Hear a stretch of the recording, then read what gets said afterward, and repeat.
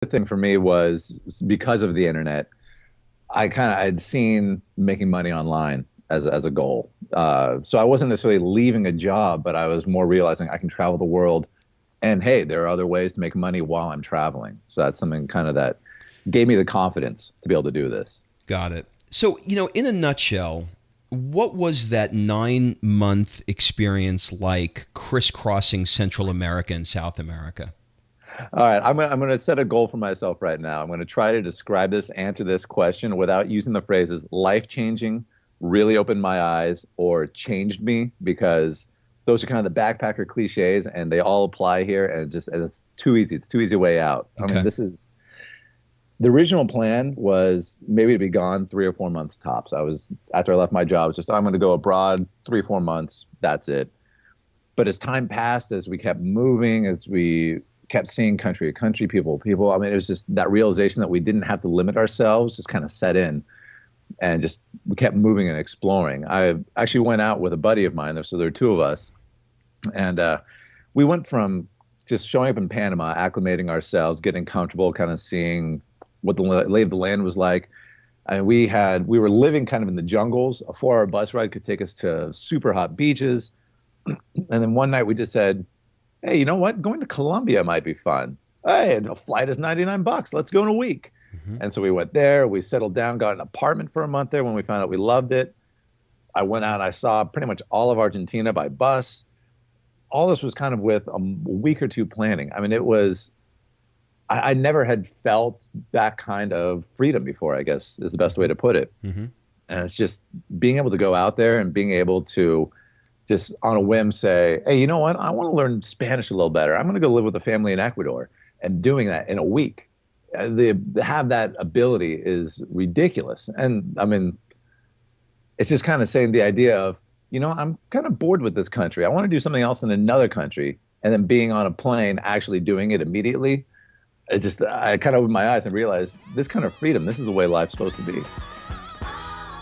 Okay, don't go anywhere. Hang on just one sec, and we'll be right back.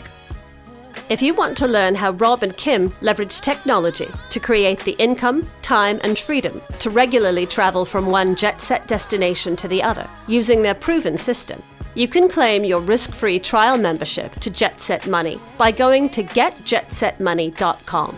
Here's Rob. All right, so let me unpack that a little bit. So you've expanded. They say that once you expand your reality, if you blow a balloon up, it gets bigger and bigger, and it could never go back to its original size because it's been expanded. Once you've expanded that reality that you've expanded, does it now become difficult for you as you're sort of back into, we'll call it real life, to say, well, this is the way I want to live my life. If I want to get on a plane and I want to learn, Thai, I want to go to Thailand and learn it. Is there a part of you that says, I'm going to get married, I'm going to have kids someday, and this just isn't going to be as easy as it was back then?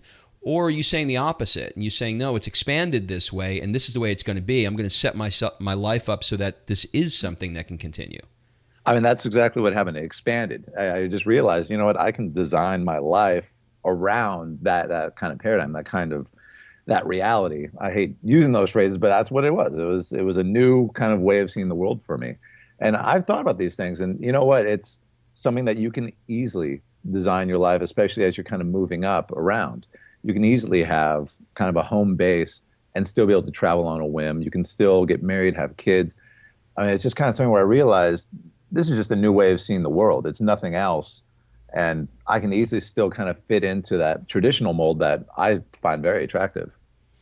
So, part of doing that trip allowed you to have some experiences that were not just travel experiences. They were experiences where you were doing something, let's call it kinesthetic or visceral. For example, or physical maybe is a better word. You did a 2,000-mile bicycle tour. What was that like?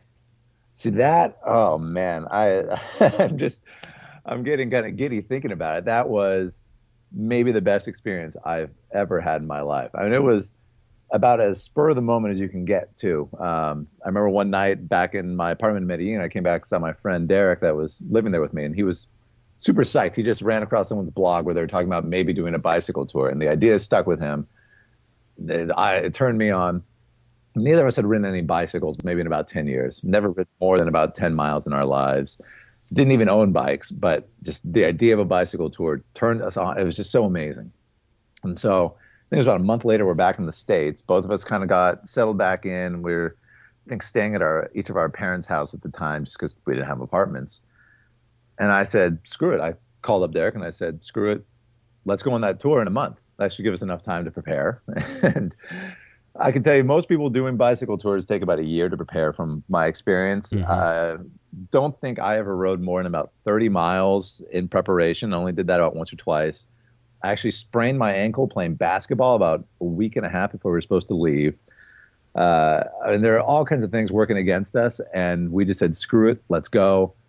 And we went from Canada to the Mexico border in San Diego, California. And I have to tell you, it was about 4 weeks. It was, if I was talking about freedom being in South America and be able to move around, that was true freedom. And we reached days where we had no idea what day of the week it was. Derek would guess it was Saturday. I would guess it was Wednesday, and it would turn out it was Monday.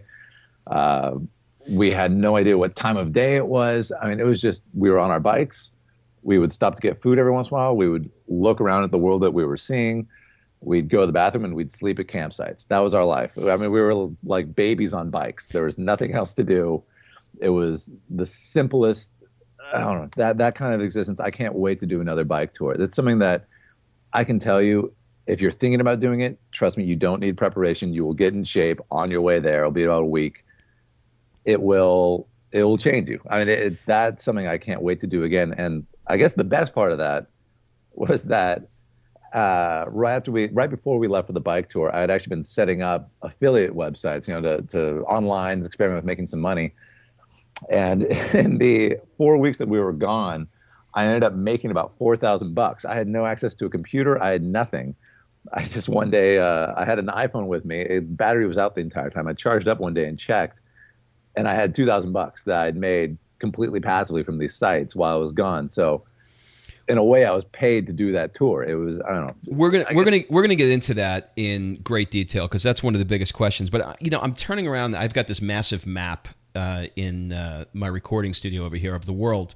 And when you said you went from Canada all the way to Mexico, in my brain I'm going, is he fucking kidding me? Like I'm looking down at the map. Jesus. I mean, that's nuts. That is absolutely nuts. We ended up averaging, the first day, I crashed the first day. I found out it was because, this is a hot tip for anyone thinking about doing this, eat junk food. I was trying to do the healthy thing. I was thinking, I'm going to eat fruit and nuts, and you have to eat junk food. I thought I was going to die the first day when we first left Canada, and we went from Vancouver, actually, so near the top of Canada, or near where it borders the U.S., and we did about 50 miles. I thought I was going to die. I ate about 6 bags of candy corn. I was a new man. And for the rest of the trip, we ended up averaging about 80 miles a day. Again, this is with absolutely no bike riding experience. We're nothing special. Anyone can do this. And it took about 4 weeks. Yeah, I've got some friends who are ultra marathoners and who are Ironmen, and they all say the same thing. Okay, I don't believe that. I don't believe that for a second. No. Everyone can do it. That's to do what now? Oh, the ultra marathon, you mean? Yeah. No. They all say the same thing in terms of junk food. A lot of them. Oh, the junk food. Yeah. Because when you're burning up, probably 5,000 or 6,000 calories a day, you've got to feed it. You're killing the sugar, and you've got a lot of the ultra marathoners will order pizza, on